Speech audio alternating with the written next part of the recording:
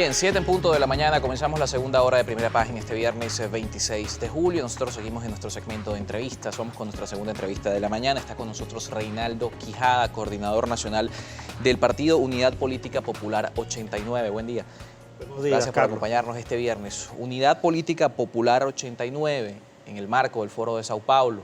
Este escenario que reúne a cerca de 100 organizaciones de izquierda, creada en 1990 por los Partidos de los Trabajadores en Brasil, donde se está desarrollando un encuentro de países y de partidos que respaldan al gobierno venezolano. UPP 89 ha entregado un documento, ha planteado un documento donde critica, tiene fuertes críticas contra el gobierno de Nicolás Maduro y además califica de farsa la revolución, así como también dice que no existe el legado de Chávez. Y quisiera consultar, o han ido en contra del legado de Chávez, y quisiera comenzar consultándole ¿cuál considera UPP 89 es el legado de Chávez? En el entendido de dos factores que nada más vamos a mencionar por cuestión de tiempo.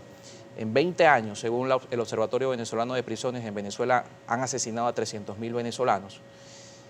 Y desde el año 2003, la inflación acumulada, según cifras oficiales, fue de 44 puntos porcentuales, muy por encima de los promedios de la región. Y hasta el año 2012, último año completo del presidente Chávez, la inflación acumulada estaba por encima del 200%.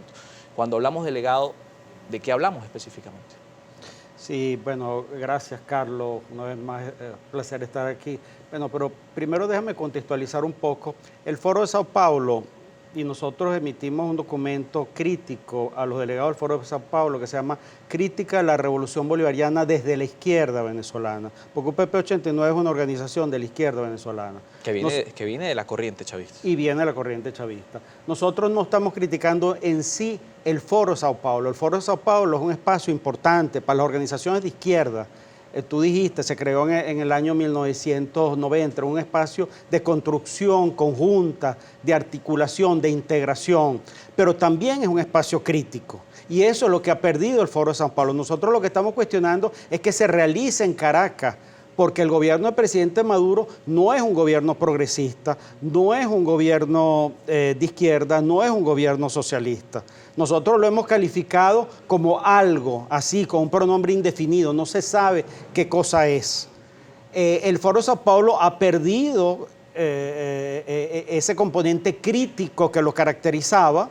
El Foro de Sao Paulo no puede ser un alcahuete de un gobierno que es depredador del país. Se critica el capitalismo y el modo de producción capitalista por ser un modo de producción ciertamente depredador, que no toma en cuenta el medio ambiental, la naturaleza. Bueno, el gobierno del presidente Maduro ha sido depredador con el aparato productivo nacional, con la moneda nacional, es decir, con la soberanía nacional, que tiene que ver con eso, con un aparato productivo, con una infraestructura nacional, con una moneda nacional, con los derechos sociales y laborales de los trabajadores. Pero esto no es algo del gobierno de Nicolás Maduro. Le di dos cifras que muestran que no hablamos no solamente de 2013 a 2019. Estoy de acuerdo contigo, pero partamos de lo siguiente. Cuando nace el proceso revolucionario en el año 98, se hicieron una serie de cosas realmente importantes. Es decir, yo puedo hablar con mucha propiedad, por ejemplo, de la reestructuración del Poder Judicial, porque mi padre, Manuel Quijada, estuvo al frente de eso. Se destituyen 400 jueces, pero eso dura 3, 4 años. Después se fue pervirtiendo el Poder Judicial, se hicieron concursos de oposición, entonces había un cambio, pero inmediatamente, ¿qué sucedió? Y repito, lo hablo con propiedad porque mi padre estaba ahí. ¿Qué sucedió? Que la dirigencia en ese entonces del movimiento Quinta República quiso meter a su gente. Es decir, lo mismo que sucedía en los gobiernos de la Cuarta República, que tanto se criticaron, se repetía en la Quinta República. La represión, lo que tú hablas de las cárceles, efectivamente, uno entiende un gobierno de izquierda, un gobierno revolucionario, como un gobierno donde el ser humano tiene una inmensa importancia y los más desprotegidos, que pueden ser los presos, deberían tener una importancia y no la tienen. La inflación, tú te has apropiado, y eso lo decimos de manera muy crítica, tú te has apropiado, tú el gobierno del presidente Maduro se ha apropiado, ha robado los ingresos del trabajador venezolano. ¿Por qué vía? Emitiendo de manera descomunal dinero inorgánico y haciendo que el bolívar no valga nada. Entonces, ¿de qué estamos hablando? Has depredado el país, has acabado con la infraestructura pública nacional, has acabado con el salario, es decir, con los derechos laborales y sociales de los trabajadores. En el arco minero, has acabado con la naturaleza.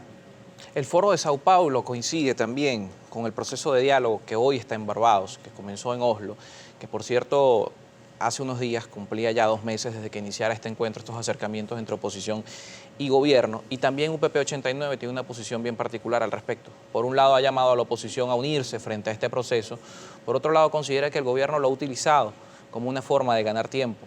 Le consulto también con respecto a esto, ¿cómo vender la idea a la oposición venezolana de unirse en un proceso en el que ustedes mismos, si bien piden que se unan para participar, consideran que va a ganar tiempo?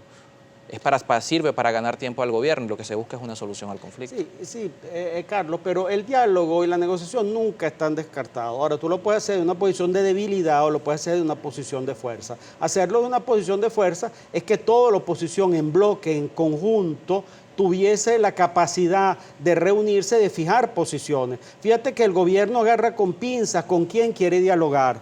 Por ejemplo, a nosotros nos invitaron, tú te recuerdas, después del 20 de mayo, después de la contienda presidencial, él llama a los excandidatos, entre ellos a mí, al diálogo, y el 23 de mayo, 3 días después, nosotros se lo aceptamos, le dimos, estamos dispuestos a ir al diálogo sin condiciones. En el fondo sabíamos que no iba a haber diálogo, no está interesado el gobierno del diálogo porque le interesa solamente si el partido es complaciente con el gobierno. Entonces, ¿por qué ir al diálogo?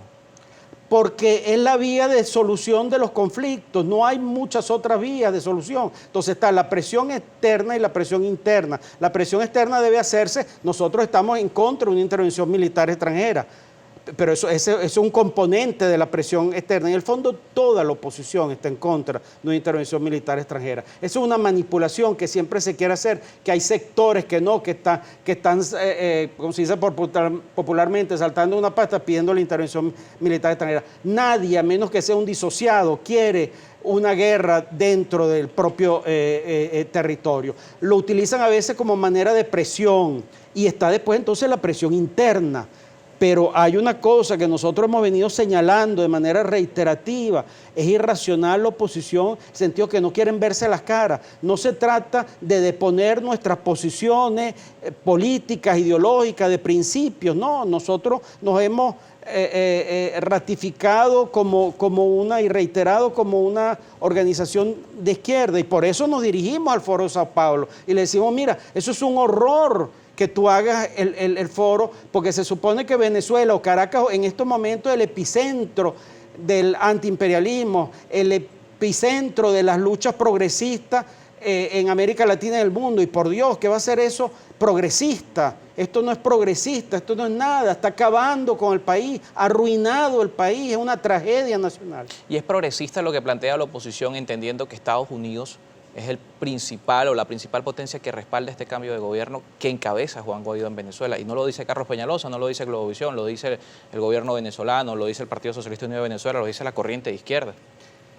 ¿Cómo apoyar una tendencia que encabeza Estados Unidos siendo de izquierda? Sí, Carlos, pero tú no puedes buscar siempre la excusa del gobierno de los Estados Unidos. Indudablemente sabemos la historia y está reflejada, para solo poner un ejemplo, en las venas abiertas de América Latina, de Eduardo Galeano. Es un libro que te dice todas las tropelías que ha hecho a través de la historia, no solo los Estados Unidos, sino las grandes potencias, en su momento España y Portugal, etcétera. Entonces, ese no es el punto. Tú permanentemente estás buscando y estás hablando. Ayer, por cierto, Jorge Rodríguez y Delcy Rodríguez, en el acto aniversario del asesinato de su padre. Ellos hablaban que había una izquierda confundida, que estaba buscando la división. Incluso hablaron, Jorge Rodríguez dijo que era una izquierda de café y de whisky. Bueno, ¿cuál es el whisky en todo caso? El whisky será el de ellos. Nosotros no, nosotros nos hemos enfrentado. como tú bien dijiste, estuvimos allí y hubiéramos podido seguir estando allí si hubiésemos querido, pero no íbamos a claudicar en nuestros principios, y esos principios fundamentalmente tienen que ver con la valoración ética de la política. Lo cierto es que este proceso que comenzó el 23 de enero, esta semana también llegó a 6 meses, y vamos a conversar acerca de esto. ¿Qué ha cambiado en Venezuela en 6 meses desde que iniciamos este proceso que UPP 89 también hoy considera por parte de su respaldo a Juan Guaidó? Vamos a la pausa, 7 con 10 minutos, y regresamos con mucho más de Primera Página.